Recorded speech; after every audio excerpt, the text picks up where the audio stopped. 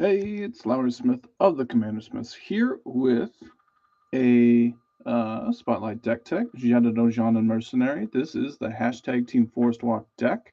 Indeed, it is. It's a one and a white and a blue. Oh, I should. 3/3 Cat Mercenary. Whenever Jedit Ojanen or another legendary creature enters the battlefield under your control, you may pay green. If you do, create a 2/2 green cat warrior creature token with Forestwalk. Really cool card. I really enjoyed this deck, but basically, this was made out of an argument over Yavimaya Cradle of Growth and Urza's Saga, and the whole deck is based around, sorry, uh, Yavimaya Cradle of Growth. Um, we have a Discord. You can go check that out. Podcast, all that kind of stuff. But one of our good friends of the show, Doji, made this proxy for me. And the flavor text is prepare for the noble onslaught of Forestwalk. Be grateful at the beauty of this destruction. So thanks for that, Doji. I'll always appreciate it.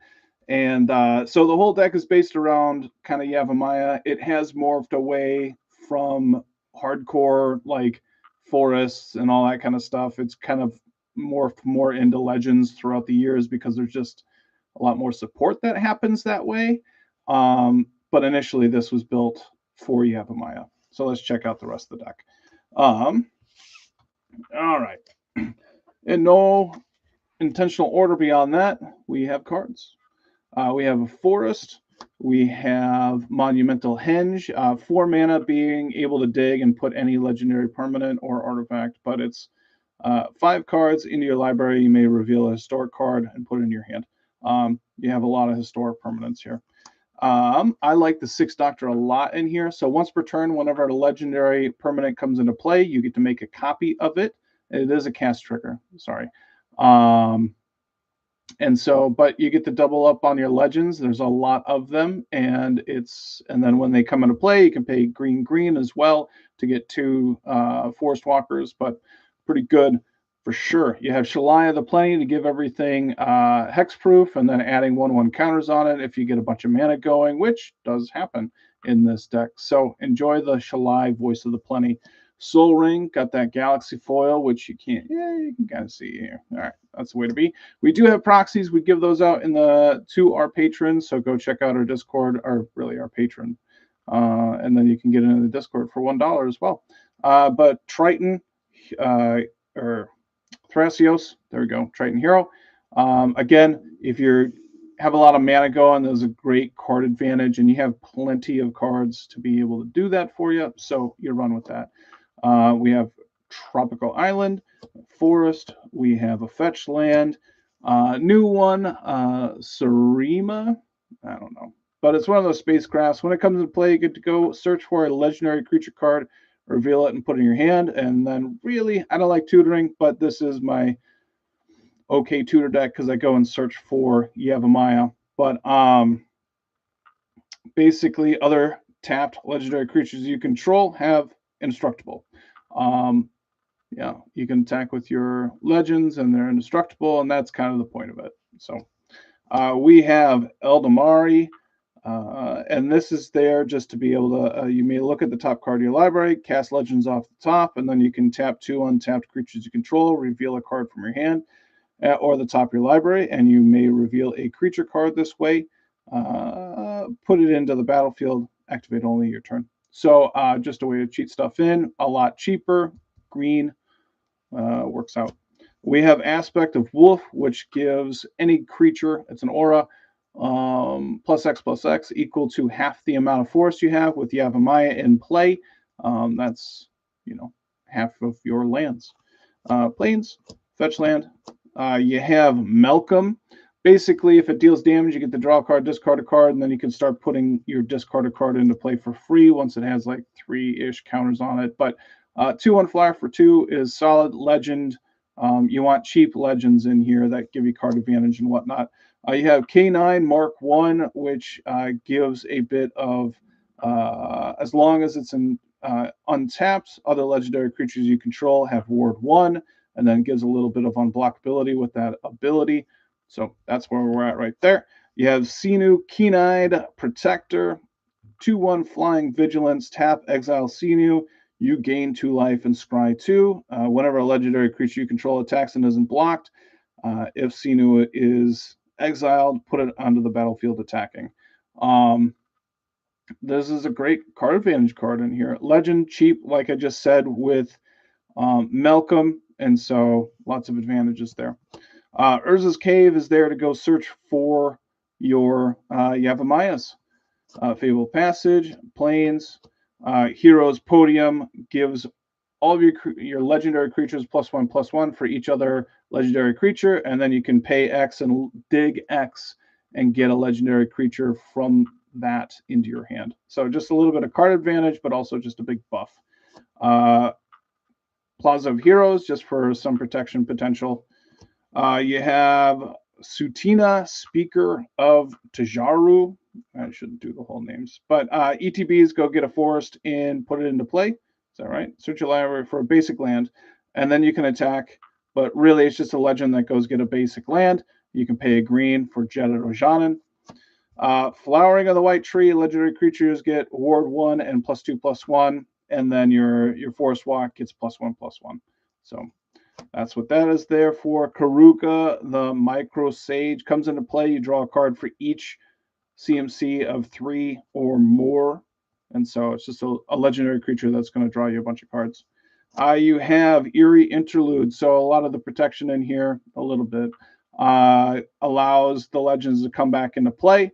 And then you can pay a green if you have that mana open to get more of those 2/2 Forestwalkers. Command Tower. You have Boromir. You can sacrifice it to give all your creatures indestructible. That's kind of what that's there for. Legendary protection as well. You have Grazilix, Ithalid Scholar. Whenever you deal damage to a player, you get to draw a card. With the Forestwalk and you have a Maya, it gets pretty easy to at least deal a little bit of damage. And then if you're getting aggressive with your legends and they get blocked, you can return them back to your hand and then recast them for more 2/2 Forestwalkers.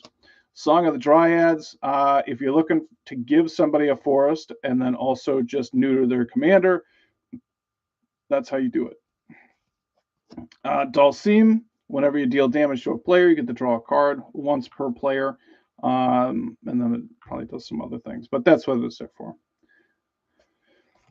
You have Mangara the Diplomat, just for more drawing. If people are casting a bunch of spells or attacking you, you get to draw cards. Legendary creature that does it, get some 2/2s out of the deal. Expedition map, you get to go search for Yavimaya, essentially.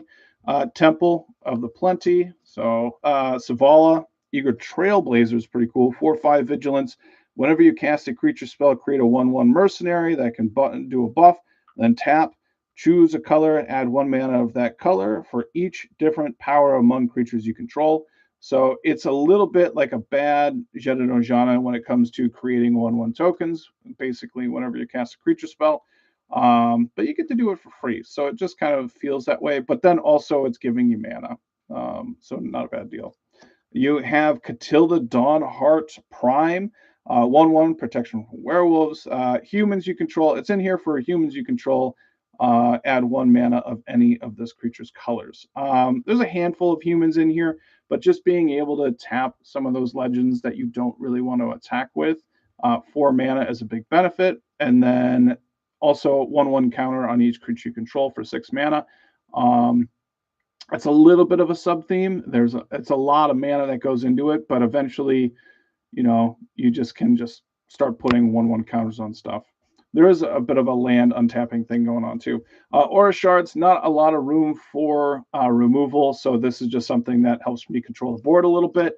Shockland, you have Lenvala Shield of Seagate. Also, it's one of those things, sacrifice it to give all your stuff indestructible or hexproof. Not and/or, but just or, one or the other. You have Clive's Hideaway. It has Hideaway 4, so when it comes into play, look at the top 4, put one of them under this, and then you can pay 2, tap. You may play the exiled card without paying its mana cost if you control 4 or more legendary creatures, which you should be able to do in this deck.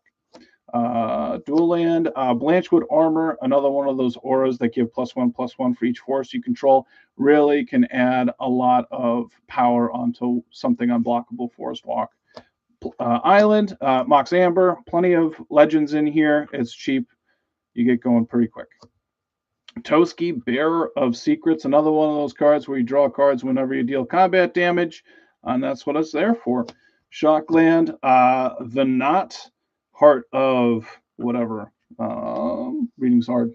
And so whenever you cast a legendary spell, draw a card once per turn, and then you can exile it. Legendary creatures gain indestructible or something on the backside. I should probably, or +2/+2. 1/1 counter on another target creature you control until end of turn it gains indestructible. If that creature is legendary, also draw a card. This is a 4/4 indestructible. Legendary, it just kind of is doing a little bit of a lot of that you want to have happen. One of those, the white channel land that deals 4 damage. It's just another legendary land, you know. If you're, you know, I got a bunch of those land searchable things, and so if you're running out of stuff to do. Swiftfoot Boots for that haste and protection. Unaworn Shaku taps for a colorless mana, and then you can tap an untap legendary permanent you control, untap Unaworn Shaku. This is great with Planeswalkers too, but plenty of legends to be doing this with. Miri, basically if it attacks, only one creature can block per opponent, and then and if they want to attack, they can only attack with one, I believe. Yeah. Yep. All right. It's been a while. Gretchen Titchwillow. It's a bad Thrasios, but it is like a Thrasios. So 4 mana to do that kind of thing. You have Kutzel, being able to draw cards whenever a creature you control with power greater than its original power deals combat damage, and then also opponents can't cast spells during your turn. Just another legend. You have Sword of Feast and Famine there to untap your lands. You throw this on a Forest Walk, and it's basically like an extra turn for you. You have Serapharon. The first legendary spell you cast each turn costs 2 less at the beginning of combat on your turn. If you control 2 or more other legendary creatures, you may transform Serapharon. What's that backside do? That kind of sounded dirty. Sorry. The first legendary creature spell costs 2 less. Legendary creature you control get +2/+2. There you go.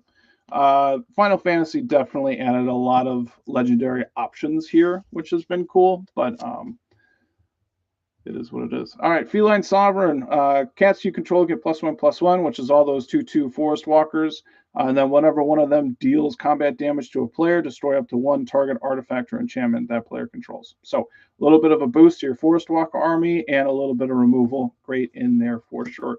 Triome, you got Rivendell for the scrying. You have Exploration to be able to play more lands each turn when you're drawing cards potentially. 3 visits. Beautiful.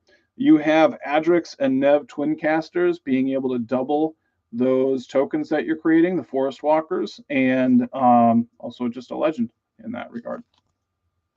Michikondo, whenever somebody, this is a bad proxy, not one of ours that we give out, but whenever a source an opponent controls deals combat or deals damage to you, that player sacrifices a permanent. So if somebody has like a Pyrohemia and they're dealing damage to you, they got to sacrifice a permanent each iteration of damage. But also, if they just attack you with a bunch of goblins, they got to sacrifice X amount of triggers. It's a great way in a legendary format to do that.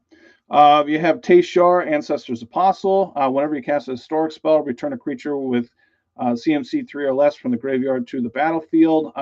Plenty of triggers for this to be doing some work if somebody's wrathing.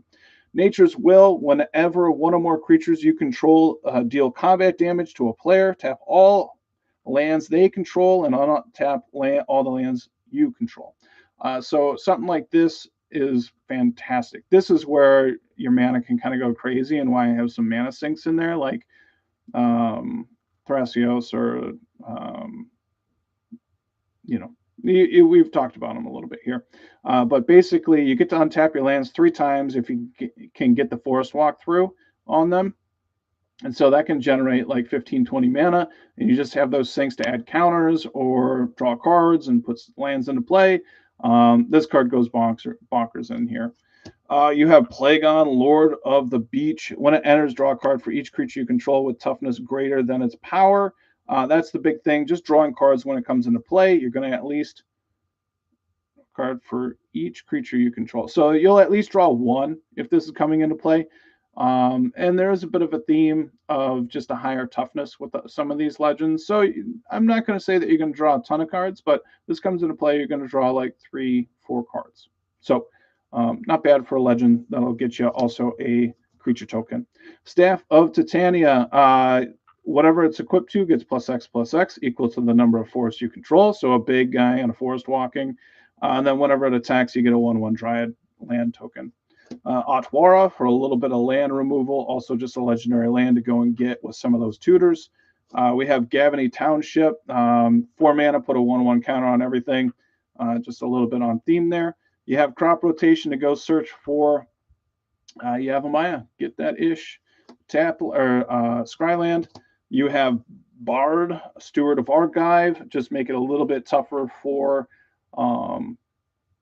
your opponents to attack you. They got to pay 1 for each creature. You have Gold Forged Thopteryx. Each legendary permanent you control has Ward 2, Flying Lifelink, also a legend. Is not a legend. Artifact creature. Whatever. It's still giving protection and stuff like that. Breeding Pool, Shockland. Safi, Eric's daughter. Target creature, when it sacrifice Safi, when target creature is put into your graveyard this turn, return that card to the battlefield, can play a green or pay a green and get a 2/2 Forestwalker. And then just, a little bit of protection there if somebody's aiming for it. Scryland. Relic of Legends, being able to tap those legendary creatures for mana just moves you along a lot quicker. We have Doric, Nature's Warden. This one's cool. 3/3 Vigilance. When it enters, go search your library for a forest card, put it on the battlefield tapped, and shuffle. When Doric attacks, you may pay 1 in the green. If you do, transform her. And then that backside is it's a 6/6 Vigilance Trample. When this creature transforms into Doric, other legendary creatures you control get +2/+2, gain trample until end of turn. At the beginning of your upkeep, transform Doric. Brings back, and then you're able to, I don't know. Boseju for that removal on a land, legendary land. Graves for the haste and protection. Delighted Halfling to be able to ramp with your legends. Forest, Island. Urza, just being able to tap some of those artifacts for mana is pretty nice. Also just a legend that creates a token. And then 5 mana is for that mana sink to get card advantage. You have Reki. Whenever you cast a legendary spell, draw a card. You have Kellyan Joins Up. When it enters, exile target non-land with mana value 3 or less from your hand. If you do, it becomes plotted. And then whenever a legendary creature enters the battlefield under your control, put a 1/1 counter on each creature you control. So it just kind of builds up. It's like a bad Cathar's Crusade a little bit. But it works. Plains, Prismatic Vista. Keenan, whenever you're basically anything that you're tapping other than your land for mana, add 1 more. So a lot of these creatures can tap for mana a little bit if you get it going. Not a bad deal. Also, just the 7 mana mana sink into a card advantage part. Nature's Lore. Sylvan Scrying to go get that Yavimaya. Fetch land. We have Kasali Slingers. Whenever a cat comes into play, destroy target artifact or enchantment. Plenty of cat tokens happening. It's pretty nice. Plains, Island, Dual Land. Flippleted, the Lost. ETB, draw a card. Just cheap legend and draws a card. Sword of Hearth and Home. Goes get a basic land, put it into play tapped, but also blinks one of your legends. Pay a green when it comes back into play for a token. Not a bad deal. And then the cool one, I can't believe this is last. This is Life Tap, and it's a beautiful card. Whenever anybody taps a forest, you get to gain a life. And so if Yavimaya in play, you get to gain a ton of life. So it's pretty cool in that regard. So if you enjoyed this, give it a like, give us a follow. Hashtag Team Forestwalk is fantastic. Hope you have a good one. Bye.